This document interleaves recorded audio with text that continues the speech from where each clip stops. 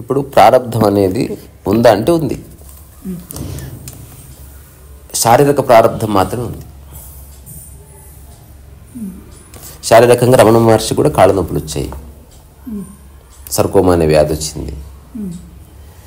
So శారీరకంగా ఏం జరగాలనో అది ప్రారంధవశాత్తు జరుగుతుంది. దానికి గత జన్మలతో సంబంధం లేదు. ఇది వెరీ క్లియర్. ఎవరికైనా శారీరక ప్రారంధం అనేది అనివార్యం, inevitable. You have to face it. ఇప్పుడు జుట్టు ఊసిపోతుంది, అది ప్రారంధమే. అంటే నీ ప్రమేయం లేకుండా జరిగేది. అది ఇప్పుడు మనం చేసే కర్మను బట్టి ప్రారంధం లేదా? ఇప్పుడు నువ్వు ఏ కర్మ చేస్తే జుట్టు ఊసిపోతుంది? సంబంధమే లేదు దాంతో. నువ్వు తినే ఆహారంతో సంబంధం ఉంది. ఇప్పుడు సత్కర్మ దుష్కర్మ దీన్ని బట్టి జన్మ. నీ శరీరాన్ని బతికించేది సత్కర్మ, నీ శరీరాన్ని చంపేసే దుష్కర్మ అనుకో. సో ఇది నువ్వు జీవితకాలం తినాలి కాబట్టి నువ్వు తిండి విషయంలో కట్టరగా ఉండలేవు. ఒక్కొక్కసారి బజ్జీ తింటావు, ఇదంతా దుష్కర్మలు ఏం కావు. ఓవరాల్గా నువ్వు చేసే పనికి నీ శరీరం ఎప్పుడు ఏదో ఒక ఫలితాన్ని అప్పటికప్పుడు అనుభవిస్తూ అట్లా మార్పుల చేర్పులకు గురైతూ ఒకరోజు కదలకుండా ఉండి శుష్కించి అట్లా మరణిస్తుంది. దీంతో ఏ సమస్య లేదు. ఇప్పుడు నేను మానసికంగా తెలుసుకున్నాను, నాకు ఈ కర్మ చేయడం వల్ల నేను ఈరోజు ఇది నా జీవితంలో ఇది జరుగుతుంది అని. అక్కడికి ఆ కర్మ పూర్తిగా పోయిందా మరి? ఇక్కడ నెక్స్ట్ వస్తుంది అక్కడికి. ఇప్పుడు నువ్వు ఒక పని చేయడం వల్ల శరీరంలో ఒక అవయవం దెబ్బతిన్నది, ఇది శారీరక ప్రారంధం. కానీ ఆ పని చేయడానికి కారణం నీ మనస్సు. సో ఇప్పుడు మానసికంగా ఉండే ప్రారంధంలోకి నువ్వు ఎంటర్ అవుతున్నావు. ఇప్పుడు నెక్స్ట్ క్లారిటీ ఆఫ్ థాట్ ఏంది? ఇది చేయడం వల్ల నా శరీరం నాశనమైంది అని ఈ శరీరానికి జరిగిన దాన్ని పట్టుకొని నువ్వు దాన్ని బాధగా మరుచుకున్నావు అనుకో. ఇప్పుడు ఈ ప్రారంధాలు నీవు సృష్టించుకుంటున్నావు. నీకు అర్థమైంది అనుకుంటా. ఇప్పుడు ఏదన్నా జరగడం తప్పు కాదు, ఆ జరిగిన దాన్ని గురించి నువ్వు బాధపడుతున్నావు అనుకో. ఇప్పుడు నువ్వు ఒక ప్రత్యేకమైన ప్రారంధ కర్మ క్రియేట్ చేసుకుంటున్నావు. అయితే ఇది నా భావనలోనే ఉంది. అవును, జరిగేది జరగని నువ్వు దాన్ని బాధగా మార్చుకుంటున్నావా అన్నది. ఇప్పుడు ప్రారంధం అనేది శరీరానికి అందరికీ ఉందని చెప్పేసిన. చిరంజీవి గారికి ఉంటుంది, జిఆర్ స్వామికి ఉంటుంది, మోదీ గారికి ఉంటుంది, అమెరికన్ ప్రెసిడెంట్కి ఉంటుంది. అమెరికన్ ప్రెసిడెంట్ ముసలుడు అయ్యాడు కదా, అన్ని కోట్లున్నా ఆ ప్రారంధం మారదు. కానీ ప్రశాంతంగా ఉంచుకునే మనసు నీ చేతులు ఉంది. సో ఈ ప్రారంధాలకి వేరే జన్మలతో సంబంధం లేదు. అయితే మనిషికి నమ్మడం ఇష్టం. వాడు సత్యంతో పనిలే, అతనికి నచ్చింది ఎవరన్నా చెప్తే నమ్ముతాడు. ఎక్కువ మంది చేసేది ఏంటంటే నాకు నచ్చింది, కర్మ సిద్ధాంతం నాకు నచ్చింది, అది ఉందని నేను నమ్ముతున్నా అంటున్నాడు. ఇంకొకటి కర్మ సిద్ధాంతం లేదని నేను నమ్ముతున్నా అంటాడు. ఇద్దరు నమ్మకాల్లోనే ఉన్నారు. నువ్వు విచారణ చేస్తే ఏం తెలుస్తుంది? నీ మనసులో క్రియేట్ చేసుకున్న ప్రతి ఆలోచనకి కారణం నీవే. ఆలోచనలు వేవేల మంది చెప్పొచ్చు. ఇప్పుడు అంతెందుకు క్రిస్టియన్స్లోకి రమ్మని నేను చెప్పొచ్చు 100 మంది, నువ్వు పోవుగా. ఎందుకు పోవడం లేదు? నీకు దాని మీద ఆసక్తి లేదు, వ్యతిరేకత ఉందో ఏదేమైనా అదంతా ఇప్పుడు రమ్మని పిలుస్తున్నది ఒక ఆలోచన, నేను పోవాల్సిన అవసరం లేదని చెప్తున్నది ఒక ఆలోచన. ఒకవేళ పోతే దాని ద్వారా ఏదన్నా ప్రాబ్లం వచ్చిందనుకో, అప్పుడు నిన్ను నువ్వు బ్లేమ్ చేసుకుంటున్నావు అనుకో. ఆ బ్లేమ్ చేసుకోవడం అంతా నువ్వు క్రియేట్ చేసుకుంటే నీ సొంత కర్మ అయింది. దీనికి గత జన్మతో సంబంధం లేదు. వర్తమానంలో ప్రతిరోజు నువ్వు చిన్నప్పటి నుంచి అక్యుములేట్ చేసుకున్న 100,000 అన్కాన్షియస్ థాట్స్ అన్నీ కూడా ఇప్పుడు నీ కదలికలని ఇబ్బంది పెడుతున్నాయి.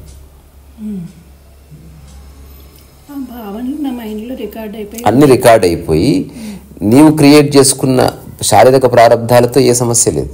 కాలుకు దెబ్బ తాకింది, కాలుకు దగ్గుతుంది. కానీ కాలుకు దెబ్బ తాకడానికి కారణం ఏదో పూర్వజన్మలో చేసుకున్న పాపం. నువ్వు ఏదో జంతువు కాలిరగొట్టు ఉంటావని ఎవరో యూట్యూబర్ చెప్తే హఠాత్తుగా దాన్ని పట్టుకొని ఇప్పుడు కాలు దెబ్బ ఒక సమస్య కాగా ఇప్పుడు ఎవడో చెప్పిన మాటలు విని నువ్వు మళ్ళీ సమస్య క్రియేట్ చేసుకుంటున్నావు. యు ఆర్ థింకింగ్ అగైన్, నేను ఎప్పుడో ఎవరినో కొట్టానంట, అందుకే ఇంత పెద్ద దెబ్బ తాకింది, లేకపోతే నేనేం తప్పు చేశాను, నాకెందుకు తాగిందని ఒక పనికిరాని లాజిక్ తీసుకొస్తుంది మైండ్. ఇదంతా మనిషిని చేతగాని వాడిగా మార్చి సమస్యని పక్కదాని మీద బ్లేమ్ చేయడం, లేదా తాను ఏదో తెలియకుండా చేసిన బ్లేమ్ చేసుకోవడం కాకుండా వర్తమానం నుంచి పక్కగా జరుపుతుంది. మనసుని వర్తమానం నుంచి పక్కకు జరుగుతుంది. ఇది భావనే. ఇప్పుడు జరిగిన దానికి నీవు దాన్ని బాధగా మార్చుకోకపోతే నీలో అవేర్నెస్ ఉన్నట్టు. అంటే ఇప్పుడు ఒక దెబ్బ తగిలినప్పుడు ఆ శరీరానికి ఉన్న బాధ ఉంది అంతే. అయితే దానికి ఆ బాధ కంటే నేను దాని తాలూకు జ్ఞాపకం వల్లనే ఎక్కువ బాధపడుతున్నా. జ్ఞాపకము నేను అనుకున్నట్టు జరగకూడదు, జరగలేదు, లేదా ఇట్లా జరుగుతుందని అనుకోలేదు, ఇట్లాంటి రకరకాల ఆలోచనలు కలిపి నీకు బాధ వస్తుంది. అది ఇంకా ఎక్కువ నొప్పి అవుతుంది ఆబ్వియస్గా. ఇంకా నువ్వు ఎక్కువ బాధపడితే ఆ చిన్న దెబ్బ తగిలిన శరీరం పెద్ద దెబ్బగా మారి చచ్చిపోతుంది. అది అంటే ప్రతి సిచ్యువేషన్కి భావన కలుస్తుంది. అందుకే శరీరం చేసే పనుల లోపల మనసు దూరింది అనుకో శరీరం చచ్చిపోతుంది. అదే అంటున్నా నేను. ఈ భావన జన్మల నుంచి ఉందా, కొన్ని జన్మలు. ఇప్పుడు వర్తమానం అంటే వర్తమానం అనేది ఏదైనా ఇప్పుడు చెప్పాలంటే గతం నుంచి తీసుకొచ్చే కదా నేను ఇప్పుడు వర్తమానంలో చెప్తున్నాను. ఆ గతం నిన్నటిది అయి ఉండొచ్చు, మొన్నటిది అయి ఉండొచ్చు, 10 రోజుల క్రితం అయి ఉండొచ్చు, 1000 సంవత్సరాల క్రితం అయి ఉండొచ్చు. ఆ జ్ఞాపకం మోస్తుందా ఈ జీవిని అని అడుగుతున్నాను నేను. అట్లాంటివి లేవు, కానీ మనిషి నమ్ముతున్నాడు. ఎందుకంటే ఎస్కేపిజం అంటే జీవితాన్ని నువ్వు కూలంకషంగా మనసు యొక్క ప్రవృత్తిని అర్థం చేసుకుంటే తెలుస్తుంది ఏమీ లేవని. ఇప్పుడు సైంటిస్టులకు తెలుసు there is no God. Stephen Hawkins చెప్పేశాడు. బికాజ్ వాళ్ళు విశ్వం యొక్క నియమాలు అర్థం చేసుకున్నారు, దీని వెనక ఎవరి శక్తి లేదని తెలుసుకున్నారు. వాళ్ళు కామన్ మ్యాన్ నమ్ముతాడబ్బా. ఒకడు ఒక దేవుడిని నమ్ముతాడు, ఇంకొక దేవుడిని నమ్ముతాడు, ఇంకొకటి ఇదంతా కారణం మా గురువు గారే దేవుడు అంటాడు. నమ్మకాలదేముంది? కానీ నువ్వు దాని యొక్క మూలంలోకి తొంగి చూస్తే ఆలోచన సృష్టికి కారణం నీవు. నీదే. శక్తిలో నీ శక్తి భాగం. శక్తిలో నా శక్తి భాగం. ఇప్పుడు నా భావన ఎలా అయితే నా శక్తి అలా పనిచేస్తుంది అంతే. శక్తికి డైరెక్షన్ ఉండదు. నువ్వు ఎట్లా ఉపయోగించుకుంటే అది గోడ కూలగొట్టడానికి ఉపయోగించుకోవచ్చు, గోడ కట్టడానికి ఉపయోగించుకోవచ్చు. అది నీ ఛాయిస్. అది సో నువ్వు రకరకాల విషయాలకి ఎమోషనల్ అయిపోవడము, భావోద్వేగాలకు గురి కావడము, లేకపోతే ఆదుర్దా పడడము, ఆందోళన చెందడం ఇవన్నీ జరుగుతున్నాయి కనుక నువ్వు ఎప్పుడు ఏది ఉందో దాన్ని వాస్తవంగా దర్శించలేకపో.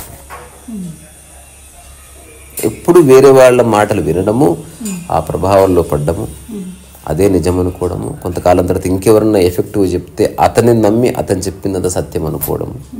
కానీ you are not enquiring into the matter at all. మనం ఎప్పుడు తొంగి చుట్టమే లేదు అసలు. అంటే ఈ భావనలన్నీ తొలగించి చూస్తే ఉన్నది శక్తి ఉంది ఇక్కడ. అంతే. ఆ శక్తి అనేది న్యూట్రల్. అది ఎట్లా ఉపయోగించుకుంటే అట్లా ఉపయోగపడుతుంది. ఒక శక్తి సత్యమన్న ఒకటే కదా.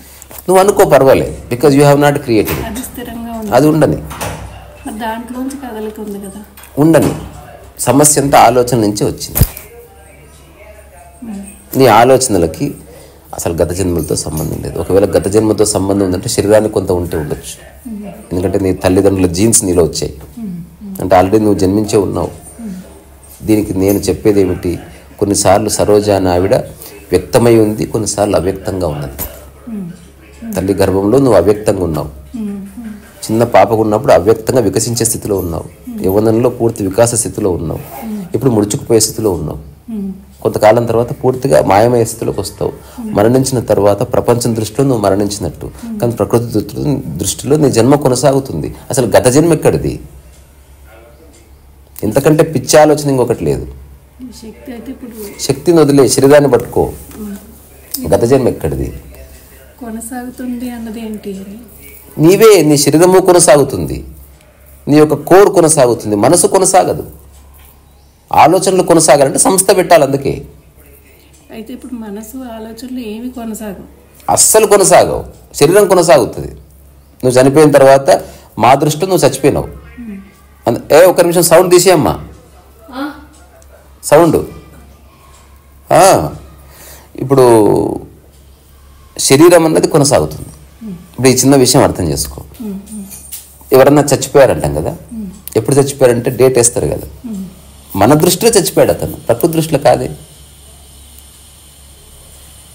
ప్రకృతికి శరీరంతో సంబంధం కాదు. మళ్ళీ నువ్వు ఫిలాసఫీకి వెళ్తున్నావు, నేనేమో ప్రాక్టికాలిటీలోకి తీసుకొస్తున్నావు. మళ్ళీ శరీరంతో ఎందుకు సంబంధం లేదు? సంబంధం ఉంది ప్రకృతితో అన్నిటికీ. మన దృష్టిలో ఒక వ్యక్తి చనిపోయాడు, కానీ ప్రకృతి దృష్టిలో మరణించేది ఏముండదు. అది ఇంకొక దానికి జన్మదాత అన్నట్టు. నువ్వు మరణించిన శరీరాన్ని అక్కడ పెడితే, భూమిలో పాతి పెడితే దాంట్లో పురుగులు పుడతాయి. ఆ పురుగులు నీవే, ఇంకొక రూపంలో వ్యక్తమైనవి. ఇప్పుడు కాల్చి బూడిదైతే ఆ బూడిద పొలానికి వేస్తే అక్కడ మంచి పూలు వచ్చాయి, చామంతి పూలు, అది నీవే. ఆ చామంతి పువ్వు కూడా శరీరమే. అట్లా శరీరం రకరకాల రూపాల్లో కొనసాగుతుంది. అసలు ఇంతవరకు శరీరం మరణించిందే లేదు భూమి మీద. మరణించినప్పుడు ఈ సోదంత ఎక్కడిది అసలు? పోనీ మరణించేది ఏది, ఏమిటి అసలు ఇక్కడ? ఒక మనిషి చిన్న ఉన్నప్పుడు గిన్నెతున్నాడు, పెద్దగా అయిన తర్వాత ఒక రకంగా మారాడు, ముసలిగా అయిన తర్వాత ఒకలాగా అనిపిస్తుంది. ఈ ముగ్గురు ఒకరేనా? అంటే ముగ్గురు ఒకరు కాదు, ముగ్గురు వేరే వేరే ఫోటోలు తెలుస్తుంది కదా, డిఫరెంట్ పీపుల్ లాగా ఉన్నారు. కానీ అతను అంటున్నాడు అది నా శరీరమే, ఇది నా శరీరమే, ఈ శుష్కించినది నా శరీరమే. మరి మరణించిన తర్వాత ఇంకొక శరీరంగా జన్మ తీసుకుని అది నీ శరీరం ఎందుకు కాదు? మాట్లాడితే పూర్తి లాజిక్ మాట్లాడు, లేకపోతే ఏ లాజిక్ లేకుండా ఉండు.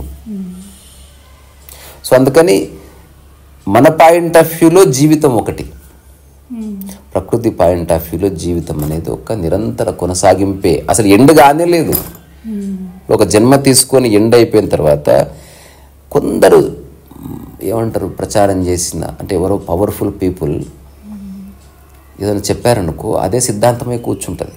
అదే ప్రాబ్లం. ఇప్పుడు మా గురువు గారు మరణించారు, అతను జన్మ తీసుకుంటా అన్నారు. ఇప్పుడు నేను సంస్థ నడుపుకోవాలి, దీనికి ఒక నమ్మకస్తుడు కావాలి, ప్రపంచాన్ని నమ్మించాలనుకుంటాను నేను. ఇప్పుడు ఒక స్టూడెంట్స్ ఒక పిల్లవాడిని తెచ్చి ఇప్పుడు వాడికి మొత్తం ట్రైనింగ్ ఇచ్చి ఈ సంస్థకు అధిపత్యం చేయాలని నిర్ణయించుకున్నారు. ఎందుకంటే బోల్డంత ప్రాపర్టీ ఉంది. ఉత్తగా చెప్తే ఇస్తారా? ఇప్పుడు సిద్ధాంత బలం చేత మనిషి నుంచి బయటకు వచ్చి, మనస్సు నుంచి బయటకు వచ్చింది మతము. అందుకే హిందీలో అంటారు కదా, మత్ అంటారు. इसके बारे में आपका मत क्या है అంటే నీ ఆలోచన ఏమిటి? ఇప్పుడు నాలో నుంచి వచ్చిన దానికి అసలు ఏ పేరు లేదు, పేరు కూడా లేదు దానికి. మనస్సు సంబంధించినవి సిద్ధాంతము కానీ మతము కానీ. మనసు లేకపోతే మతం ఎక్కడిది? ధర్మమా ఉంది, శరీరానికి ఒక ధర్మం ఉంది, ఒక ఫ్లవర్కి ఒక ధర్మం ఉంది. ఇప్పుడు ఉపదేశాలలో అదే నడుస్తుంది చాప్టర్. ఈ ప్రకృతిలో దేని ధర్మాలు అవి పాటిస్తున్నాయి. ఆ ధర్మాలు మనస్సుకు అతీతంగా జరుగుతాయి. ఇప్పుడు నీ గుండె కొట్టుకోవడం మనసుకు సంబంధం లేదే, అది రియల్. నీ మనస్సు ఇంటర్ఫియర్ అయితే గుండె కొట్టుకు ఆగిపోవచ్చు ఒక్కోసారి భయపడి. నీ మనసులో నా అనుకున్నది ఒకటి ఉంది, శంకర్రావు. ఎవరో చెప్పారు, దానికి శంకర్రావుకి నా తగిలించావు. శంకర్రావు మరణించాడు, నువ్వు అరిచారు ఎవరు? నువ్వు కొలాప్స్ అయిపోయావు. కొలాప్స్ అయిపోయింది ఎవరు? శరీరం. డిస్టర్బ్ అయింది ఎవరు? ఆలోచన. దానికి కారణం ఏంది? శంకర్రావుకి నా అన్నది జోడించడం వల్ల. అక్కడ బోల్డంతమంది లేడీస్ ఉన్నారు, ఎవరు పడిపోలేదే. ఇప్పుడు హాస్పిటల్లో హార్ట్ అటాక్ వచ్చి జాయిన్ చేసిన తర్వాత అసలు శంకర్రావు మీ ఆయన కాదండి, వేరే ఆయన. బట్ మైండ్కి తెలియలేదు శంకర్రావు అనగానే కొలాప్స్ అయిపోయింది.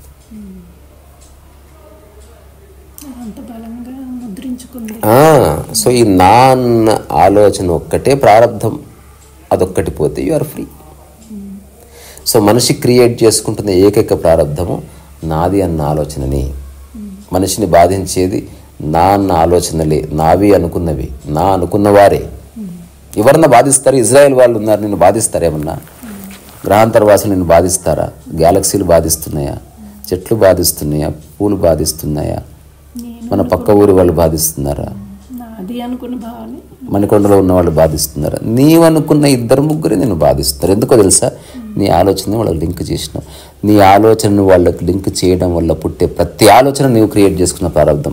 దానికి గత జన్మతో సంబంధం లేదు. You are creating right now. దానికి గత జన్మతో సంబంధమే లేదు. శరీరానికి గత జన్మ లేనే లేదు, శరీరం కొనసాగింపు. ఆత్మకి మరణం లేదు, అది ఎప్పుడు జన్మ తీసుకునే లేదు. మనసే జస్ట్ ఫ్రెష్గా జన్మ తీసుకుంటుంది, మనసు డిసపేర్ అయిపోతుంది అంతే. ఎవరెవరైతే ఈ పునర్జన్మ సిద్ధాంతాలు చెప్తున్నారో దే ఆర్ ఏమంటారు దాన్ని, they are curious about it అంతే. స్పెసిఫిక్గా వెళితే ఎవరి దగ్గర ఏ డాక్యుమెంటేషన్ లేదు. అక్కడక్కడ మనకు వినిపించాయి. ఒక వ్యక్తి తన ఇల్లు తాను గుర్తుపట్టాడు, గత జన్మలో ఉన్నది. నేను అంటాను అప్పుడు ఏం చేశాడు, ఇప్పుడు ఆ పని చేసుకోమని పోయి. అది గుర్తుంటే అతనికి సంబంధించింది, మనకేం సంబంధం? ఏదైతే సార్వజనీనమో అదే సత్యం. ఇప్పుడు ఎవడికో ఒక పిల్లవాడికి ఒక పుస్తకం చదవగానే గుర్తుండే టాలెంట్ ఉంటుంది, అది వాడి టాలెంట్. అట్లా అతనికి ఏదో ఒకటి గుర్తుందేమో. అతను నిజంగా స్పెసిఫిక్గా నువ్వు మీడియా వస్తుంది, వాడిని ప్రశ్నిస్తారు, అది హైప్ క్రియేట్ అవుతుంది. ఇప్పుడు వెళ్ళి వాళ్ళ జీవితాలు చూస్తే ఏముండదు, ఏ కాంతి ఉండదు. ఇప్పుడు నువ్వు ఏం పెద్ద పీకావని మళ్ళీ జన్మ తీసుకొని వచ్చి మళ్ళీ అది కొనసాగిస్తావు చెప్పు? ఈ పనికిరాని కొట్లాటలు గొడవలు తప్ప. నువ్వేమైనా అల్బర్ట్ ఐన్స్టీన్వా? ఏమైనా విశ్వరహస్యాలు కనుక్కునేవి సగంలో వదిలేసిపోయావా? నువ్వేమైనా కొత్త సబ్మెరీన్ కనుక్కున్నావా?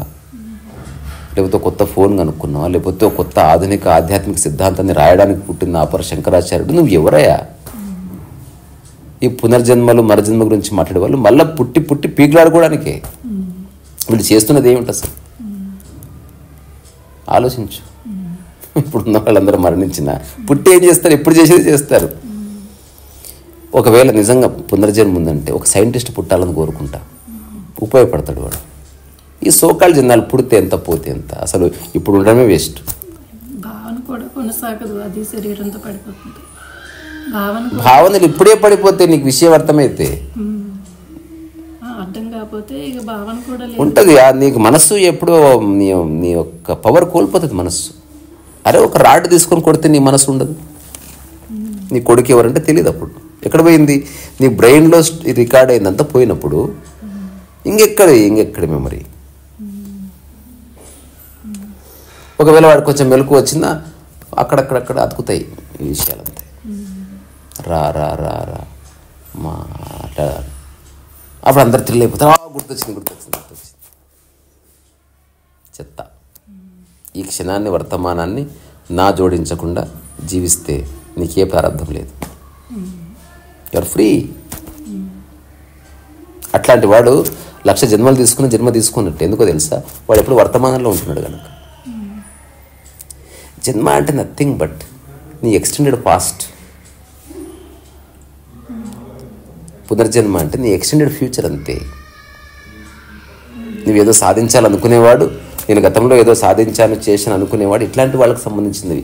నువ్వు ఎక్కడన్నా జన్మ తీసుకో, ఎప్పుడు వర్తమానంలో ఉండి పని చేస్తున్నావు అనుకో, అసలు నీకు ఈ డిస్కషనే రాదు. రెండోది, జ్ఞానం అంటే నువ్వు ఏదన్నా చేసుకో, కానీ దాన్ని సొంతం చేసుకోవడంలే మానసికంగా ఈ ఎరుకొక్కటి కలిగి ఉంటే అసలు నీకు ఏ ప్రారంభమే ఉండదు. అసలు నీకు మనసే ఉండదు ఇవన్నీ ఆలోచించడానికి. ఇప్పుడు నువ్వు రకరకాల వ్యక్తులతో సంబంధం పెట్టుకున్నావు. ఆ వ్యక్తులకి నీకు మధ్యన నా అన్నది ఎస్టాబ్లిష్ చేయకుండా నువ్వు జీవించగలిగితే నీకే ప్రారంభం లేదు. కర్మ ఉందా? ఉంది. ప్రారంధం లేదు, మానసిక ప్రారంధం లేదు. శారీరక ప్రారంధమా? ఖచ్చితంగా ఉంది. జైపూర్ మహారాణి గాయత్రి కూడా మరణించింది, ఇందిరాగాంధీ మరణించింది. కారణం ఏదైనా కావచ్చు, శారీరానికి ఒక ప్రారంధం ఉంది. మరణించింది ఎవరు? ఇందిరాగాంధీ శరీరమే. ఇందిరాగాంధీ ఎక్కడ పోయింది? ఆలోచించు. సో సరిగ్గా చూస్తే శరీరానికి మరణం లేదు, అది కొత్త కొత్త రూపాలు తీసుకుంటుంది. నిరంతరం మారుతున్నదే శరీరం, స్థిరంగా ఎప్పుడు లేదే. మనస్సు నీవు క్రియేట్ చేసుకుంటున్నావు, సమాజం కూడా కొంత క్రియేట్ చేస్తుంది. ఎంత క్రియేట్ చేసినా నీవే దానికి అప్రూవల్ ఇస్తున్నావు because of your choice decision. మరి ఇప్పుడు సంప్రదాయంలో కొన్ని ఉన్నాయి కదా, ప్రతి సంవత్సరం చేయాలి చనిపోయిన వారికి. నువ్వు నమ్మితే చేయాలి. నువ్వు వాళ్ళు చనిపోయారని అనుకోవడమే పెద్ద పొరపాటు. అసలు నువ్వు సంస్కారాలు చేస్తుంది శరీరానికే కదా. దహన సంస్కారాలు ఎవరికి? అయిపోయా. నేను చెప్తున్న శరీరం మరణించడమే లేదు. మన పాయింట్ ఆఫ్ వ్యూలో డెత్ డేట్ ఉంది, ప్రకృతి పాయింట్ ఆఫ్ వ్యూలో జన్మ డేట్ లేదు, మరణం డేట్ లేదు. నువ్వు ఎప్పుడు జన్మ తీసుకున్నావు అంటే ఒక డేట్ చెప్తారు. మళ్ళీ అంతకుముందు 9 నెలలు ఎక్కడున్నావు? ఉన్నావు కదా ఒకరి కడుపులో. 9 నెలలకు ముందు తండ్రి శరీరంలో వీర్యమై ఉన్నావు, తల్లి శరీరంలో అండమే లేవా? అట్లా తండ్రిలో కొనసాగుతున్నావు. నువ్వు అవ్యక్తంగా ఎప్పుడూ ఉన్నావు. నీది ఒక మానవ జాతి యొక్క పరంపర. నువ్వు సరిగ్గా చూస్తే అసలు కన్ఫ్యూజన్ లేదు. మనకు నచ్చింది ఎప్పుడు? వాడు డెలివరీ అయ్యి బయటపడ్డప్పుడు పుట్టినట్టు మనం అనుకుంటున్నాం. ఒక్కటి, ప్రపంచంలో వాడు వస్తున్నాడు, ప్రపంచం నుంచి ఎగ్జిట్ అవుతున్నాడు, అంతవరకు ఓకే. ప్రకృతిలో వాడు ఎంటర్ లేదు, ఎగ్జిట్ లేదు. నేనైతే ఎప్పుడు మరణించలేదు, నేను ఎప్పుడు జన్మించబోను. నేను రకరకాలుగా ఇక్కడే ఉంటున్నా. సమస్య అంతా మనసుతో వచ్చింది. నేను నా మనసుని అర్థం చేసుకున్నా. నా మనసుకి నా ఆలోచనలు ఏమీ లేవు. తద్వారా నాకు మానసిక ప్రారంధాలు లేవు. శుద్ధ కర్మ మిగిలింది, అది చేస్తున్నాను. ఇప్పుడు కూడా పార్క్ వెళ్ళి శుద్ధ కర్మ చేస్తాను. అది నా పార్క్ కాదు, పార్క్ మాత్రమే. నేను పోసే చెంబు నాది కాదు, చెంబు మాత్రమే. అక్కడికి వచ్చే పూలు నావి కాదు, నావి పూలు మాత్రమే. అవసరం అనుకుంటే ఆ పూలను ఉపయోగిస్తాను, అవసరం అనుకుంటే చెంబును ఉపయోగిస్తాను. ఇక్కడ ఎవరు నా వారు కాదు, కానీ ఎవరెవరితో ఉపయోగం ఉందో వాళ్ళతో గౌరవంగా ఉంటాను, సామరస్యం చెడకుండా. ఇంతకుమించి నాకేం తెలియదు. అర్థమైందా? పన్నీళ్ళు పోసుకుందాంపా.